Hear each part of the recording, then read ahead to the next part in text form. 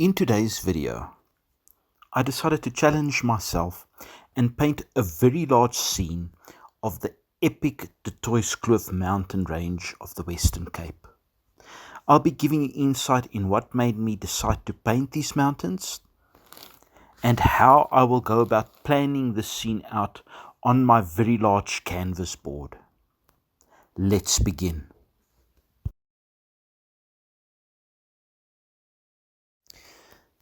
The Boland region of the Western Cape is a very unique biosphere that boasts some of the most epic mountain scenery I have ever seen, and no more dramatic place to paint than the climactic Kloof mountain range, towering high above the valley floor with its winelands and fynbos.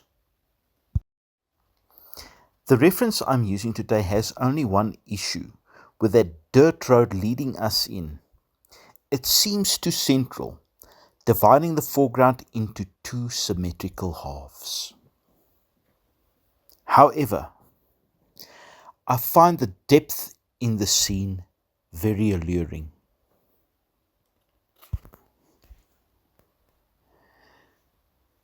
The diagonal swoop gives us a view of the scenic mountains.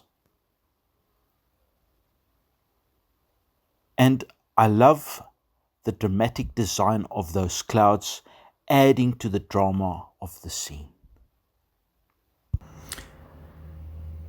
So this is the canvas I am going to use, and it's a much larger canvas than what I am used to. Usually I'd go for a 105 by 65 centimeters. This is a 135 by 900, and it is much larger than what I'm used to. If I pull this off, it's going to look spectacular. I've already primed this with gesso, so now it's triple primed, so it'll make it a lot easier for me to push paint around on this. And yeah, let's get into it. So my color palette for today is as follows: titanium white, Mars brown, cobalt blue, ultramarine blue, violet, phthalo blue, maroon, cadmium red light, brilliant rose, olive green, aquamarine, buff titanium, cad yellow deep, and cadmium lemon. When it comes to painting a large canvas like this one of the first things I do, and recommend you do too, is to mix out your entire color palette in front of you. I always say to my students, half the battle is won on the mixing palette. When you mix out the entire range of colors you are going to use for your work, you have enough paint to work through and create different hues and shades, instead of scrambling to mix your next color, and before you know it, you have run out of steam and enthusiasm.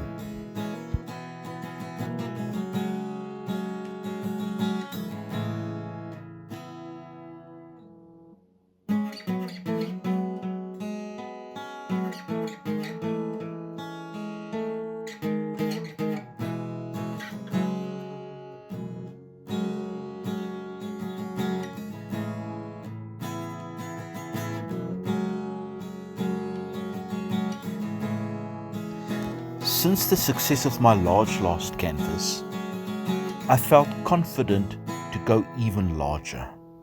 However, this is still unfamiliar territory for me, so I made sure that I start simply, getting large forms first. It can be quite easy to lose the cohesion and the transitions when working on such a large piece. With some mineral spirits, I do a very basic sketch on the canvas board.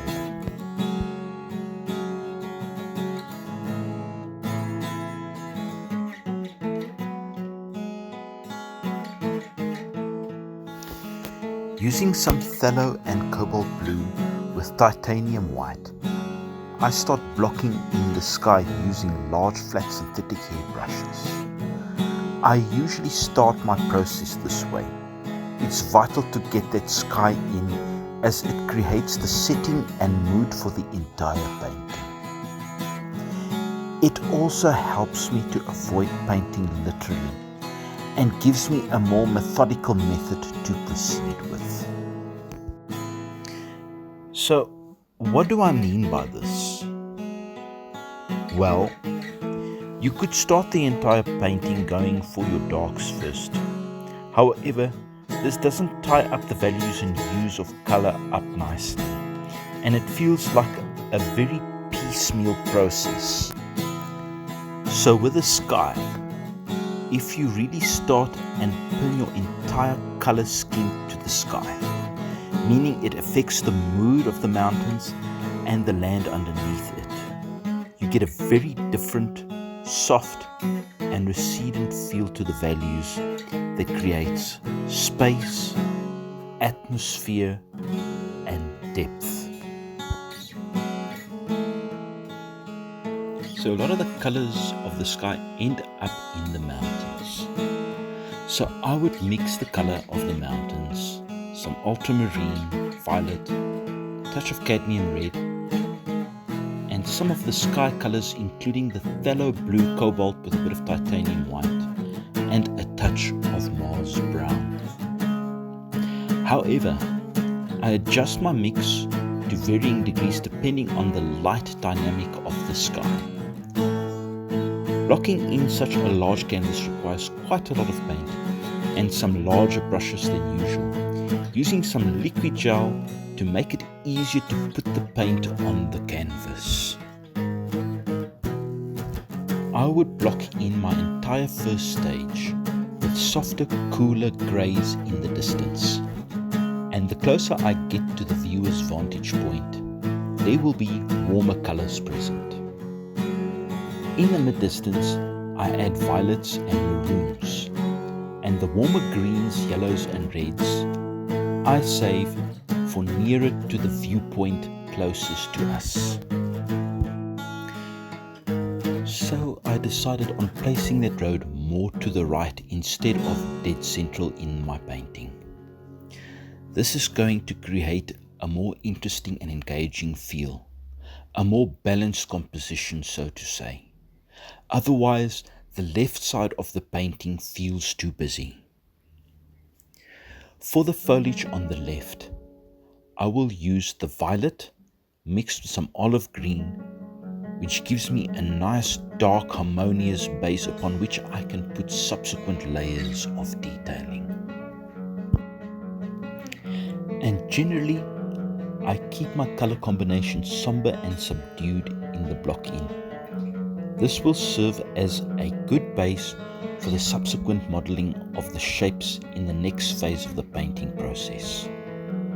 I also just take some time to rectify and change shapes where I feel it needs a better balance.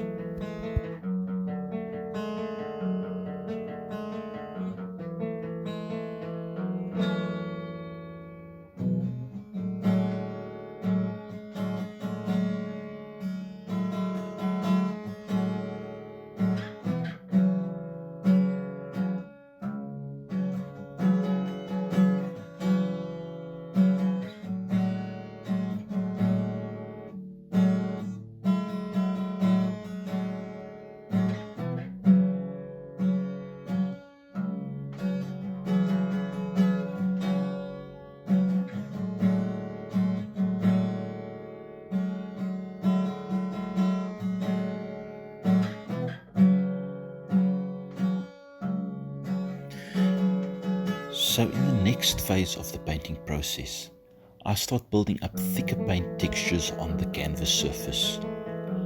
I put on more nuanced values with the very same colors I mixed out on my palette.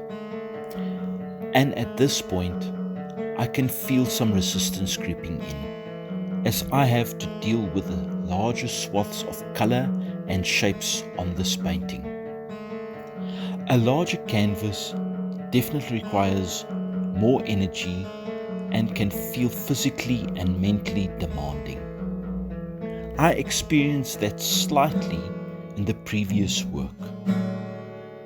And now, with this larger piece, the resistance is more pronounced. However, I have had this feeling many times before, and I know to just work through it. It's like when you are pushing harder at the gym or committing to run a few extra miles. Eventually, your body becomes used to it. I'm crafting in deeper colors into those mountains, creating a characterful, cascaded look. That wasn't in the original reference, or should I say, it wasn't so pronounced. So I am putting in some of my own interpretation here. But that is the point. The reference can be interpreted in many different ways, and that is the beauty of art. It is how I felt about those mountains on the day, in combination with the reference I am using. But this is just how I operate, and for another artist, the same reference could lead to a completely different outcome. So you could say, well, why didn't you do a smaller painting first? You know, create a better plan so that you are more rehearsed. I started my idea with a small thumbnail sketch from the original reference, and that was it. Sometimes taking bigger risks and throwing yourself into deep waters to swim is a good practice, especially in art. Learning to compose and improvise on the go is a skill just like all the other skills in art. And the more you practice challenging yourselves, the more likely you are going to have the outcome you desire. So for now, it feels like I'm lost in a stormy sea or traversing some treacherous mountain range. Irony. But I feel that doing it this way, or going at it this way, is going to help me in the future attempts to be more bold, confident, and trust in my own abilities and in the inner voice guiding my creativity. Not all small studies lead to success. Sometimes a painting works out small, only to be disappointing when a scaled-up version is attempted. To paint successful large paintings, you have to paint large. The possibility for failure is going to be there, whether it's a large painting or a small painting. But with many of my pieces in the past, there has been many times I was pleasantly surprised. And let me tell you that there is no greater reward than that.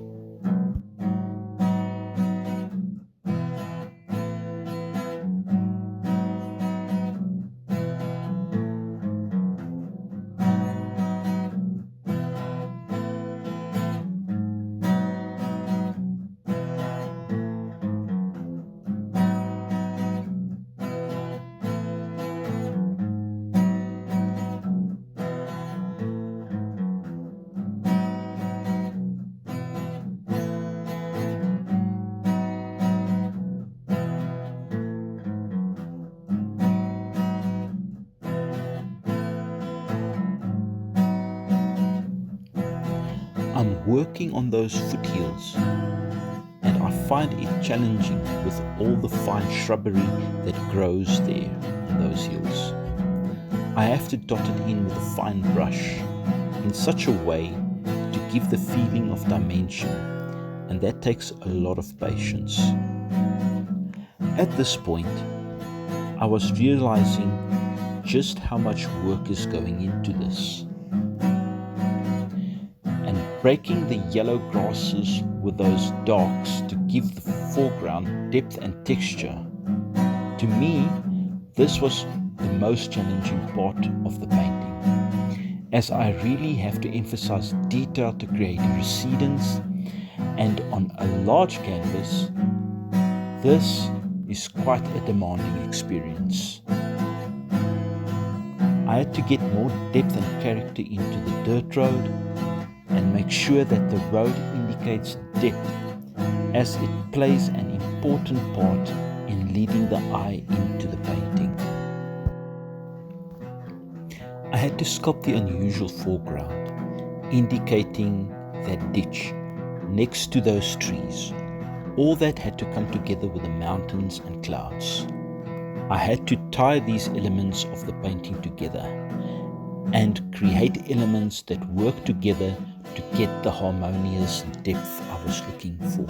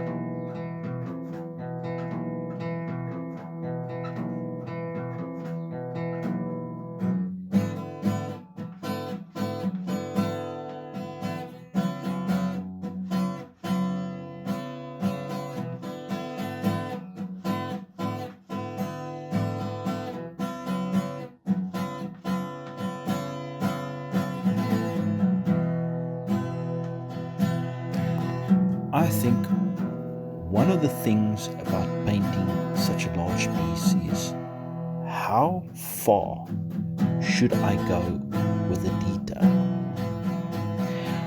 I had to constantly step back a bit to contemplate how the scene unfolds. I decided to break that dark foliage shape with some branches showing through the trees.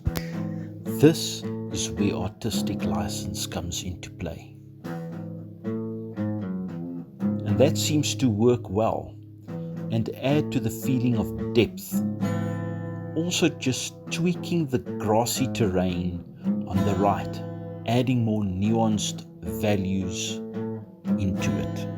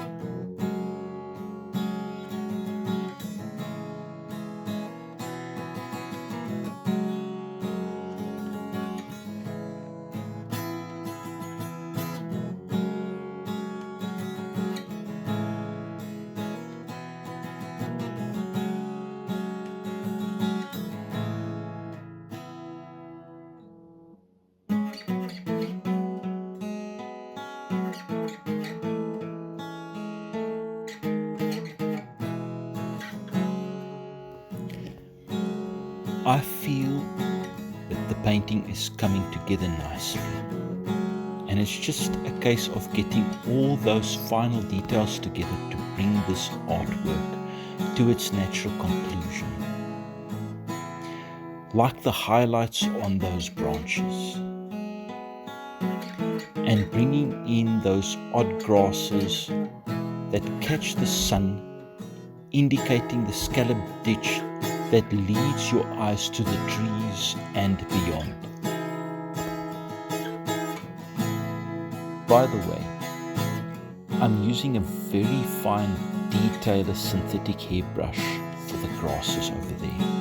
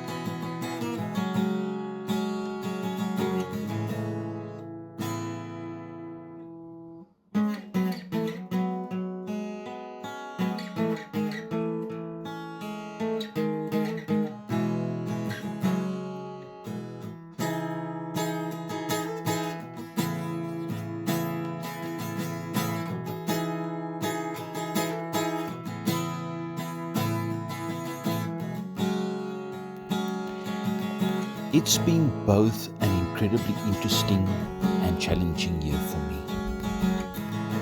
2025 is the year I'll remember finally deciding to break my resistance and start my own YouTube channel dedicated to the process of art.